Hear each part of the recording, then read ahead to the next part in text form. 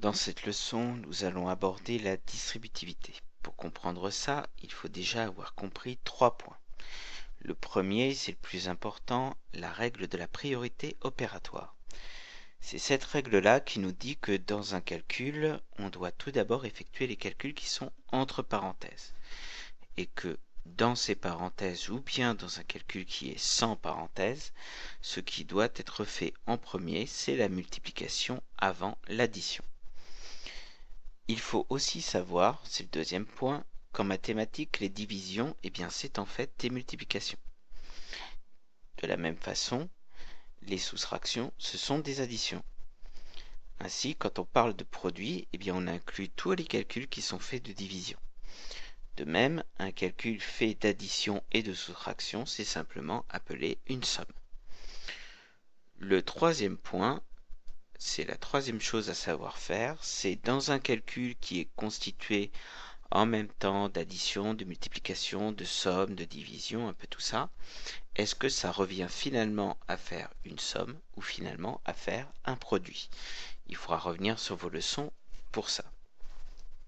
La distributivité, en fait, c'est très précis. Ce n'est pas simplement la distributivité, c'est la distributivité de la multiplication, et donc de la division, par rapport à l'addition, et donc aussi la soustraction.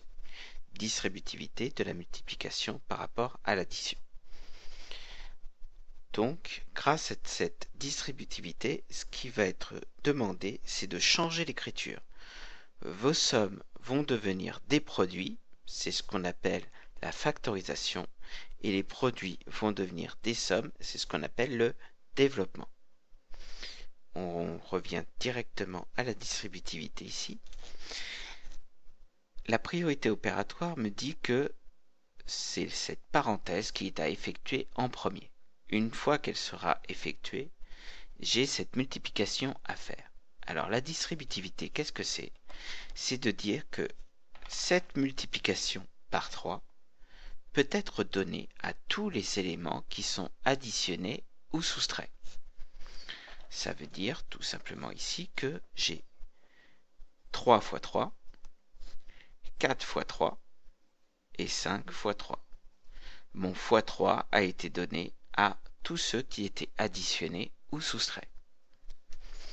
Il manque bien entendu des éléments ici. Qu'est-ce qu'il manque entre le 3 x 3 et le 4 x 3? Ce qu'il y avait entre 3 et 4.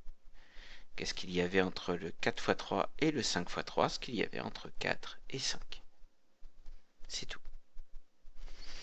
On reprend notre deuxième exemple. Avec notre deuxième exemple, la distribution ici va consister à donner 7 fois à tout le monde. Alors je vais donner 7 fois à 4,1,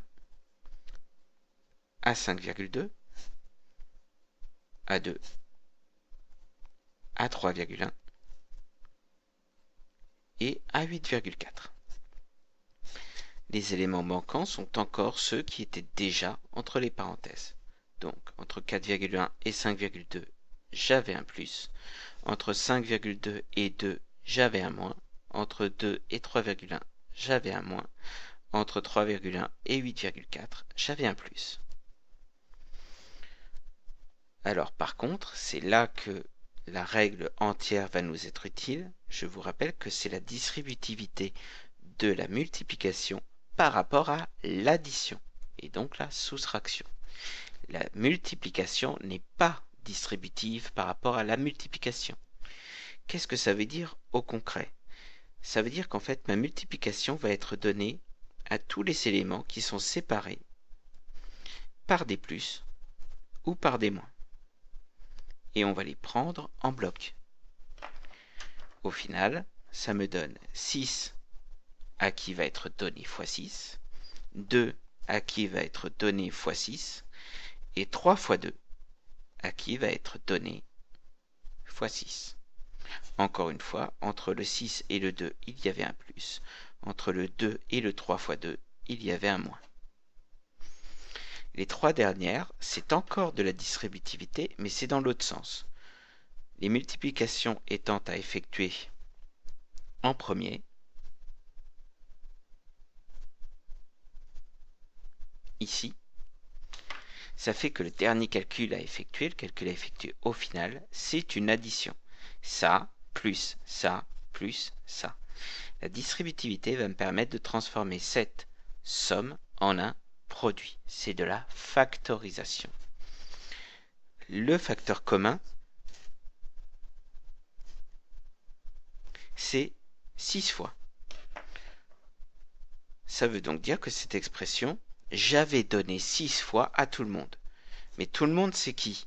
C'est 7, c'est 6 et c'est 3. Entre 7 et 6, il y avait un plus. Entre 6 et 3, il y avait un plus. J'ai utilisé la distributivité. Là, le facteur commun, de la même façon, c'est x3. Ça veut dire que x3 avait été donné à qui? À 5, à A et à 4. Entre 5 et A, il y avait un plus. Entre A et 3, il y avait un moins. En petite remarque, vous pourriez vous demander pourquoi ici j'ai mis le x3 en dernier, alors que tout à l'heure j'avais mis le x6 en premier. Il n'y a pas de réponse, ça n'a aucune importance. Vous pouvez bien mettre le x6 avant ou après, le x3 après ou avant. Ça n'a aucune importance. Par contre, ici, on utilise le fait que toutes les divisions sont en fait des multiplications. Ça veut dire que là, j'ai divisé par 2. Là, par contre, pour rappel, juste en parenthèse, le fait de diviser par 2 ou de diviser 2 par, c'est pas du tout la même chose. Là, c'est important le fait que 2 soit après à chaque fois. Mais ça ne change pas le principe de la distributivité, que tout a été divisé par 2, donc la division par 2 a été distribuée. Distribuée à qui? À 6, à 13, à 5. 6 et 13 étaient séparés par un plus, 13 et 5 étaient séparés par un moins. Et voilà ce que c'est que la distributivité.